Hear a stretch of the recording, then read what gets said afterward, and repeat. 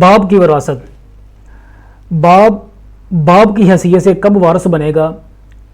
جب اس کا بیٹا یا اس کی بیٹی فوت ہوں گے تو پھر وہ باپ کی حیثیت سے وارث بنے گا۔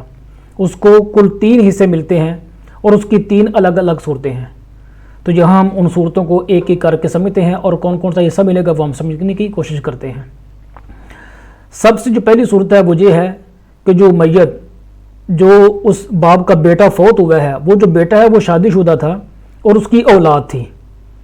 اس کی مؤنث اولاد ہو یا نہ ہو، لیکن اس کی مذکر اولاد ضرور ہو، نرینہ اولاد ہو، یعنی مرنے والے کا بیٹا ہے، پوتا ہے، پڑپوتا ہے، آخر تک نرینہ اولاد ہے۔ تو اس صورتحال میں باپ کو اپنے بیٹے کی ٹوٹل پراپرٹی میں سے اصحاب الفرائض میں سے ہونے کی وجہ سے، ذی فرض ہونے کی وجہ سے 6واں حصہ ملے گا، ٹوٹل پراپرٹی کا 6واں حصہ ملے گا۔ اگر اس نے مثال کے طور پہ 6 لاکھ روپیہ چھوڑا ہے تو اس کو 1 لاکھ روپیہ مل جائے گا۔ قرآن پاک میں ہے وَلِأَبَوَيْهِ لِكُلِّ وَاحِدٍ مِّنْهُمَا السُّدُسُ۔ دوسری صورت یہ ہے کہ اس کی اولاد صرف اور صرف مؤنث ہی ہے، یعنی جو اس کا بیٹا فوت ہوا ہے وہ شادی شدہ ہے اور اس کو اللہ نے اولاد سے نوازا ہے اور وہ اولاد صرف اس کی بیٹیاں ہی ہیں۔ تو اس صورتحال میں جو باپ ہے اس کو 2 حصے ملیں گے،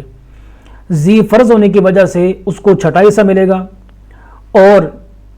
باقی جو بچ جائے گا اصحاب الفرائض کو دینے میں سے وہ بچ جانے کے بعد جو کچھ بچے گا، ان کو تقسیم کرنے کے بعد جو کچھ بچے گا وہ باپ کو سارے کا سارا مل جائے گا، یعنی اسبا کی حیثیت سے اس کو باقی سارا مل جائے گا۔ جیسے کہ قرآن پاک میں ہے وَلِأَبَوَيْهِ لِكُلِّ وَاحِدٍ مِّنْهُمَا السُّدُسُ مِمَّا تَرَكَ إِن كَانَ لَهُ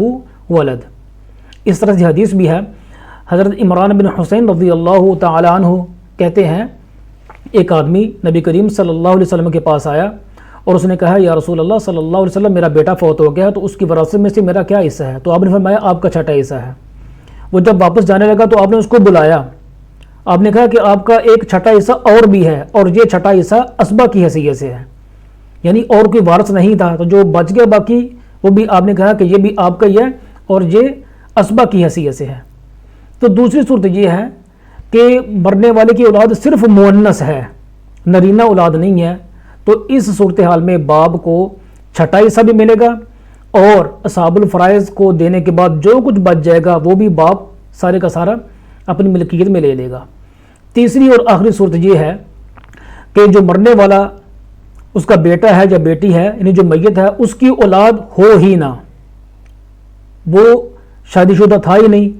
یا شادی شدہ تھا لیکن اس کو اللہ نے اولاد سے نوازا ہی نہیں اور وہ فوت ہو گیا، اس کی کوئی اولاد نہیں ہے،